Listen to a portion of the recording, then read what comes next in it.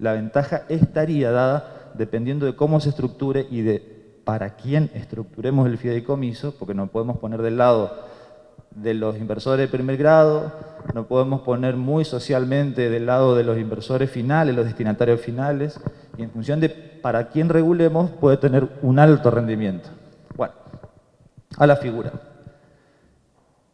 El contrato de fideicomiso básicamente, a diferencia de la ley, está hablado en tiempo presente, como la mayoría de los artículos del Código Civil y Comercial, y menciona las 4 figuras que intervienen, de las cuales en realidad, si ustedes me permiten adelantarme, la última de ellas, el fideicomisario, fíjense qué nombres, digamos, tiene, es una figura que en la práctica no vemos que se utilice porque es el destinatario o el beneficiario final o residual de toda la administración de fondos que se haya hecho o de toda la construcción o de todo el rendimiento que haya tenido un fideicomiso. Pero bueno, ¿qué dice esto? Hay contrato de fideicomiso cuando una parte, una persona, llamada en este caso el fiduciante, transfiere o se obliga a transferir bienes, ¿sí?, a otra parte, que es el administrador, este fiduciario, el que va a ser titular imperfecto, es decir, titular bajo el encargo o la condición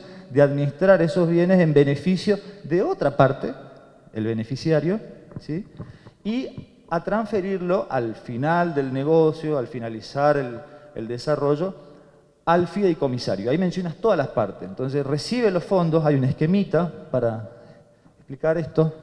El fiduciante o el dueño del terreno, en una estructura muy básica, lo que hace es transferir la propiedad del terreno. Se hace habitualmente una tasación de cuánto vale su propiedad porque ese es su aporte, ¿sí?, y en función de ese aporte va a participar del negocio. Y estos bienes fideicomitidos o transferidos con el encargo de desarrollar allí un negocio, lo hace a favor del administrador, que es el fiduciario. Este fiduciario, afortunadamente el nuevo código mantiene la no profesionalidad del fiduciario. No le exige que sea contador, no le exige que sea ingeniero, no le exige que esté inscripto como comerciante en el Registro Público de Comercio. Mantiene la no profesionalidad de los fideicomisos no financieros. Tengan en cuenta que los fideicomisos financieros, que son aquellos que tienen que estar llevados por entidades financieras controladas por la Comisión Nacional de Valores, sí tienen, los que hacen oferta pública, esos sí tienen que estar inscriptos, son sumamente profesionales, tienen altos controles, pero los fideicomisos que vemos nosotros de construcción, no financieros, fideicomisos ordinarios en la vieja clasificación, el fiduciario es el que recibe la propiedad, se inscribe esa propiedad que recibe, ¿sí?, él como titular de los bienes recibidos, y también es el que tiene que encargar el trabajo de construir, contratar un proyecto. Muy interesante esto. Ahora el proyecto, ¿ustedes se acuerdan? Usted se va a acordar, Martillero, del contrato de locación y contrato de locación de servicio y locación de obra. Bueno, es muy importante porque el nuevo código ya no habla más de eso. Ahora no tenemos más locación de servicio y locación de obra, porque ya no es un alquiler. Ahora tenemos contrato de servicio o contrato de obra.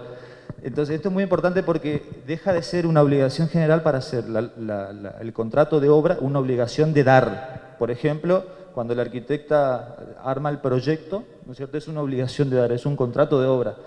Y cuando los abogados hacemos el desalojo de una propiedad, tenemos un contrato de servicio porque tenemos una obligación de hacer. Entonces, dejó de ser un alquiler, eso es muy importante. Bueno, este fiduciario tiene una obligación, básicamente, como responsable de los fondos, de contratar un proyecto para desarrollar allí la ejecución de un edificio. Además, debe disponer de una empresa constructora, seleccionarla, clasificarla, armar un prospecto, encargar un render, es decir, debe hacer toda la parte de maquetas, la parte gráfica, publicitaria, para que eso pueda convertirse en un producto vendible, mostrable. Debe delinear algunas cláusulas generales, para eso obviamente puede asistirse de abogados, contadores, de escribanos, etcétera. Pero también es el que hace los planes de pagos de la gente, diciéndole, bueno, para ingresar al fideicomiso se necesita X cantidad de dinero y a partir de allí un pago mensual ajustado de tal manera para poder cumplir con el costo que tiene la obra en una curva de inversión que se estima en 24 meses, cuando es rapidísimo, 48, 36 o hasta ahí. Es el que debe controlar los fondos recibidos, es el que debe rendir las cuentas, es el que debe después adjudicarlos. ¿En función de qué? En función de participaciones. Entonces, el fiduciario después le transfiere al beneficiario, los beneficiarios son los adquirentes, les transfiere, digamos, los departamentos por los cuales ellos han ido pagando. Entonces, fíjense ustedes que el fiduciante, además es beneficiario, porque fiduciante es el que aporta bienes o fondos al fideicomiso, es el que le aporta, el que transfiere propiedad fideicomitida para que se haga allí un negocio. Entonces, no solo es terreno, porque también se transfieren fondos, también se transfieren plazos fijos, también se transfieren 3 chanchos y 2 vacas para poder llegar con una cuota. O sea, todo lo que implica transferir lo hace el fiduciante, que después puede o no ser beneficiario, en la mayoría de los casos sí. Entonces, el administrador le adjudica a los beneficiarios las unidades que fueron adquiriendo y dice la ley, aunque esa figura la verdad que muy pocas veces la hemos visto y solamente en la teoría, el remanente, si quedara, vamos a suponer que quedó una colita en el plazo fijo, porque bueno, hubo un descuento que se consiguió, pasaría a un fideicomisario y la propia normativa establece, si no está regulado el fideicomisario, quién hace de tal y demás.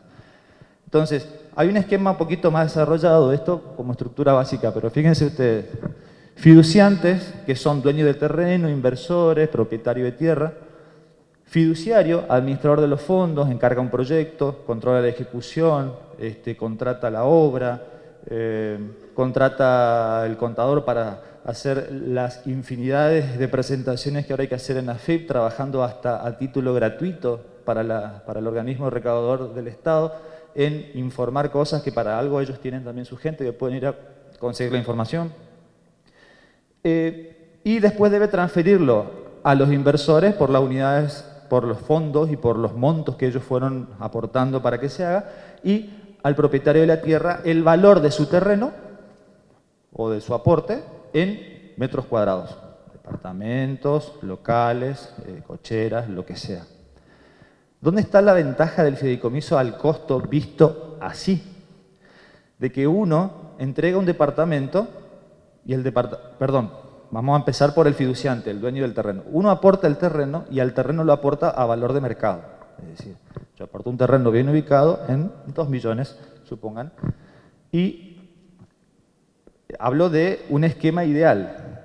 ¿Y qué hace el fiduciario con esos fondos? Bueno, dice, ¿qué podemos hacer de acuerdo al FOD, de acuerdo al FOS, de acuerdo a la normativa municipal de uso de suelo, espacios verdes? Bueno, podemos hacer tantos metros cuadrados que implican tantos pisos. Entonces se encarga un proyecto. Se buscan los fondos de los inversores, que pueden ser destinatarios finales del producto o pueden ser inversores que después lo van a alquilar para otras personas. Y con eso desarrolla la edificación.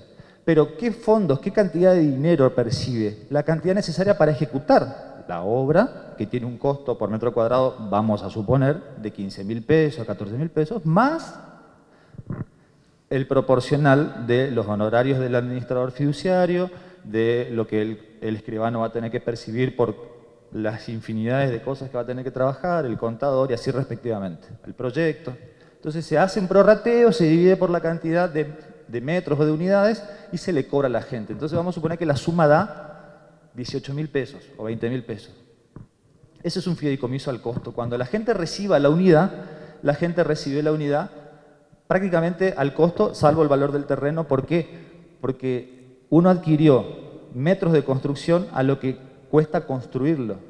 Pero está acá entre nosotros Artemio Daniel Ayar, tasador santafesino, y él sabe que las cosas no valen por la cantidad de metros que vos construís, sino por lo que el mercado establece que vale eso, en función de su ubicación, en función de su calidad constructiva, en función de la oferta que está habiendo en la variación de mercado entre oferta y demanda. Entonces yo puedo construir algo que de costo tiene 500.000 pesos, pero díganme ustedes qué departamento vale 500.000 pesos.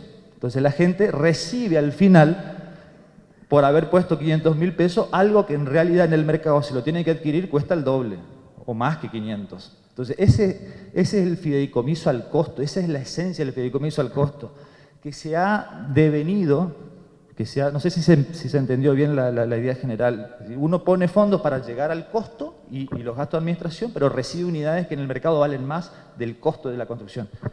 Esto devino en otra cosa, que es palanca para colocar productos inmobiliarios.